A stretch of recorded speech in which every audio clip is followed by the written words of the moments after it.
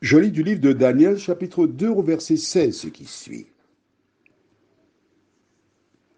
Et Daniel se rendit vers le roi et le pria de lui accorder du temps pour donner au roi l'explication. Prions. Notre Dieu, notre Père,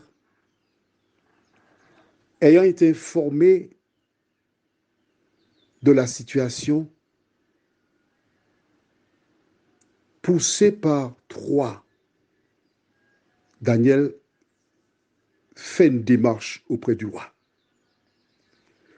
Donne-nous d'analyser, de trouver les points importants. Nous t'en prions au nom de Jésus et pour ta gloire éternelle. Amen. En apprenant la situation, la Bible ne donne pas tous les détails, mais je suis convaincu que Daniel pria, demanda à Dieu de le précéder, de mettre les paroles sur ses lèvres,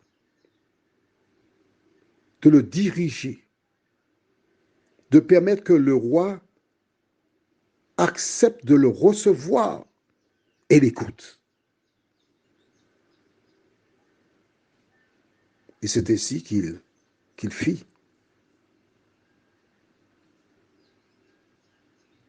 Il a certainement rencontré ses compagnons de lutte. Ils prièrent avec foi parce qu'ils étaient conscients qu'ils étaient des ambassadeurs de Dieu. Ils étaient conscients que l'Éternel agissait à travers eux. L'Éternel avait déjà manifesté sa puissance quand le roi leur posa des questions et ils démontrèrent qu'il avait en eux un esprit supérieur. Alors ils décidèrent d'y aller. Et tandis que Daniel s'y rendait, certainement ses compagnons priaient. Arrivé à la porte du palais, puis du trône, il se fit annoncer et attendait la réponse du roi. Acceptera-t-il de me recevoir? Mais pendant que nous nous posons la question, l'ennemi faisait tout pour que le roi n'accepte pas Daniel, pour qu'il n'entre pas en sa présence, parce qu'il était dans son intérêt que Daniel et ses compagnons soient mis à mort, parce qu'ils représentaient un danger pour lui. Mais pendant qu'il s'activait de son côté, les compagnons de Daniel priaient. Il y avait donc cette lutte intense entre les forces du mal et les prières des saints.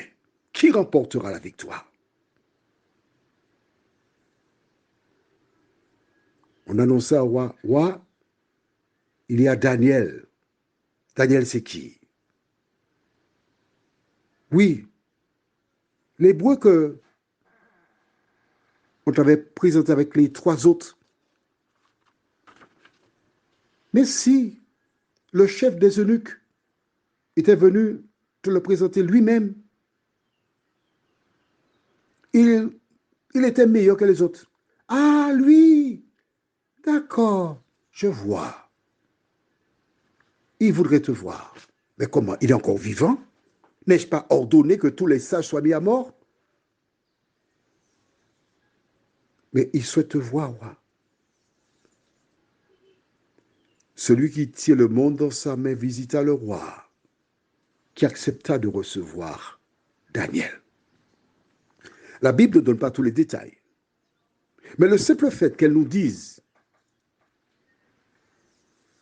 que Daniel demanda au roi de lui accorder du temps et qu'il lui donnera et le songe et l'explication, Nebuchadnezzar l'avait entendu, il paraissait sensé. Et en même temps, mais si je le tue aussi, il me dit qu'il peut trouver la solution. Pourquoi le tuer? Eh bien, attendons. Nous verrons bien. Il dit, d'accord, je t'accorde du temps. Et lorsque le roi accorda du temps à Daniel, l'ennemi était en colère parce qu'ils savaient que Daniel était un serviteur de l'Éternel des armées. Et toi, de qui es-tu, ambassadrice ou ambassadeur? Prions. Notre Seigneur et notre Dieu, nous prenons beaucoup de plaisir à venir vers toi, la source de notre vie, le puits qui a toujours l'eau de qualité qui porte du fruit jusque de la Nouvelle Jérusalem. Merci pour cette eau pure. Merci pour la vie de Daniel. Cet exemple qui a été tracé, ces écrits qui ont été rédigés pour notre instruction à nous qui sommes parvenus à la fin des temps. Nous te demandons, Seigneur, de nous transformer, que ton esprit prenne le contrôle de notre être et que nous puissions avoir une foi inébranlable, comme beaucoup qui te demeurèrent fidèles jusqu'à leur mort. Accompagne-nous, Seigneur. Tout au long de cette nuit, nous t'en prions. Au nom de Jésus et pour ta gloire éternelle. Amen. Je te souhaite une bonne nuit sous le regard de Dieu.